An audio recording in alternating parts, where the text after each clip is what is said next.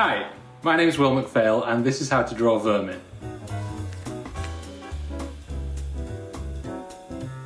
You were raised in England and now live in Scotland, but your vermin feel very New York to me. I don't know if they're more sort of prevalent in New York or not, but they're definitely more sort of tolerated in New York. You studied zoology? Yeah, I did do zoology. Studied zoology in Glasgow before I started doing cartoons. What was your plan with your zoology degree? Not to sound like mother here. You ask a 17-year-old what they want to do for the rest of their life, and they always make a perfect, logical decision. I liked animals, and I wanted a sort of, I don't know, I wanted to spend 30 grand on something, and they seemed like a good bet. I actually making it a concerted effort to draw more animals now, so to sort of, in retrospect, my degree is more worthwhile, if you know what I mean. So I can go, see? Rats! It was worth it. It was all worth it. This is a cartoon of a man dressed in only a cape made out of pigeon feathers, I think. Tighty whitey, he's got a pigeon on his head, covered in pigeons. He's in a very sort of tidy looking front room with what appear to be his parents sat on the couch. And he's saying, "The Pigeon King grows tired of your career advice, mother."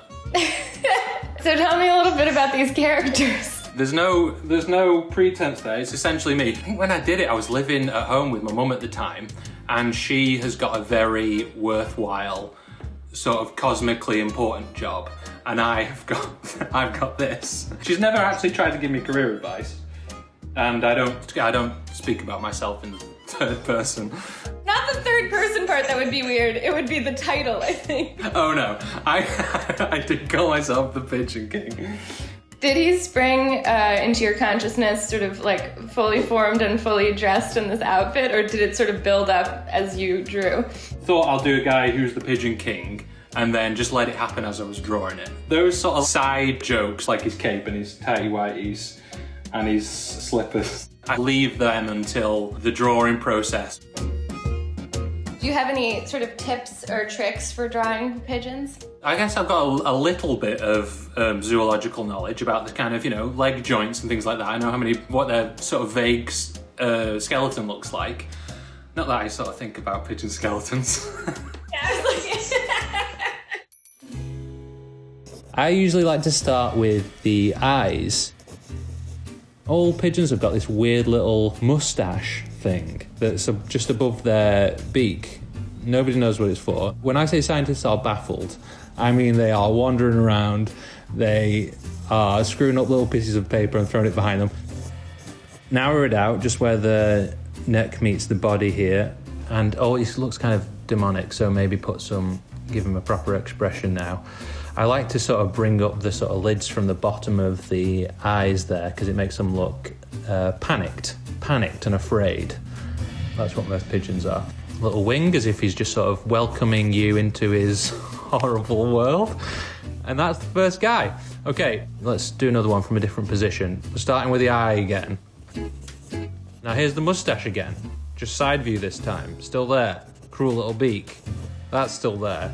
All the hits. I usually like to put the mouth just sort of underneath that mustache. The rest of the body now. Now, when I'm drawing pigeons' feet, it's a gnarled mess of growths and deformity. You want your stomach to turn when you see them. That's the goal there. He's pigeon-toed. That is a joke I wish I hadn't made. Let's have him looking sort of manic. There we are. Just like he's had a horrible day. Like I was saying about the skeleton, here's the cool bit, that all birds have got these hidden, secretive little dinosaur legs with 4 joints down to the toe. If you can sort of master those, then you'll always get the posture right, because all birds have them. So let's draw a penguin here. Same thing. Even here, the hidden little dinosaur legs, if you can believe it. So spare a thought for penguins, because they are walking around constantly in a crouched position. Stretch your legs out, guys.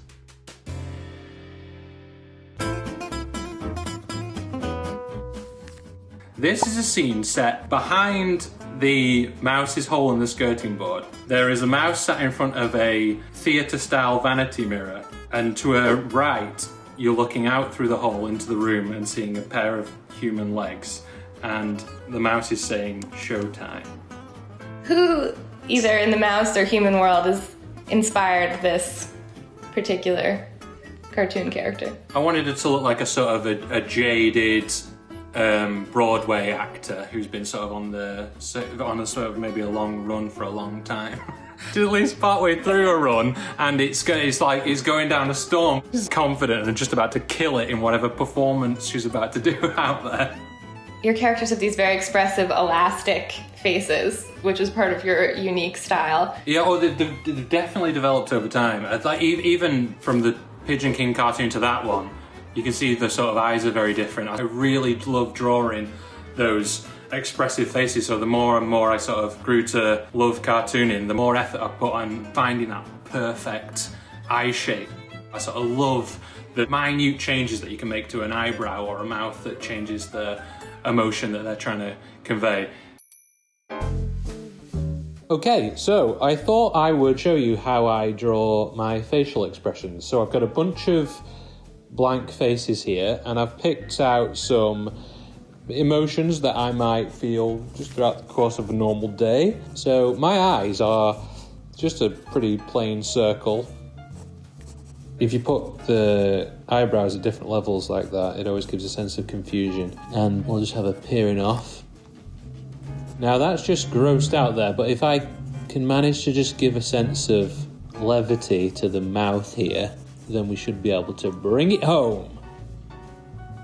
Next one is lonely but also horny. Okay, start with the eyes on this gentleman. If you can just get that sort of upward flick at the end of the eyebrow coming in towards the nose, then you automatically feel sorry for the guy. Bring those eyelids up, always gives you a nice sense of desperation. He has been in lockdown for months. The feeling of human touch is a mere memory to him. And I think just to drive this home and seal the deal here, I think I'll have him biting his lip. Just a ball of tension. Next is tired but also vengeful. Tiredness is always the easiest to get across in the eyes, so I'll focus on that up here. Some heavy lids, and just half a pupil because it's covered by her lids. Now she's just tired here, but if I can just give her a knowing smile here, that just makes her look like she's thinking how she will exact her revenge. Boom, there it is. What's she planning?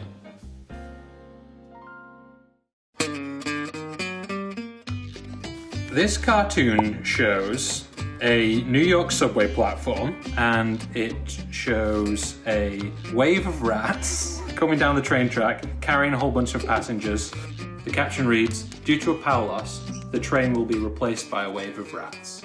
I love this cartoon. One of my favorite things about it is that everyone is still just sort of glued to their phones, except for maybe the woman with an enormous bun who seems to have seen what's happening and is not reacting at all. No, yeah, she's reacting like she's just seen the train coming, and it's like, okay. If I was going for that total tolerance of rats thing, where it just isn't weird, I could have drawn it either end of the scale where everybody's terrified and screaming and panicked, or the complete opposite, which is this. And I think this is the funnier one where nobody cares. Yeah, well, I like that it's the sort of like the one weird thing is the wave of rats, but everything else is absolutely as it would be. Yeah, nothing's changed. Even the postures of the people sitting in the rats. How do you even begin to draw a wave of rats? That's what we're all here to find out. So you want to draw a wave of rats. I drew a sort of a vague shape. There was just like a mass of stuff coming in. And then, obviously, as you get closer to the foreground of the image, I've got to start drawing actual rats. It's a gauge of how much you enjoy drawing rats, which I guess is a lot for me. Okay, so I'm going to draw some rodents, starting with your friend and mine. He's never more than 6 feet away from you. Give him a warm round of applause. A rat. Right, moving down into the body. Rats have got this strange leaning posture because they've got, I'm not being mean, they've got a hunchback, they just have. One of the most noticeable thing about rats is that they famously have these heinous little grandma hands that they clasp together as if they're hatching some evil plan. When you're drawing rats' feet, they are horribly long. That's the trick there. Just keep going.